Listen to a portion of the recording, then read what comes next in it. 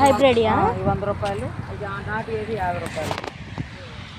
వీటిలో ఏదైనా 100 రూపాయలు.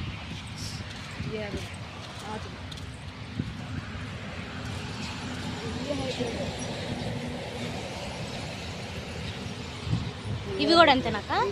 100 రూపాయలు.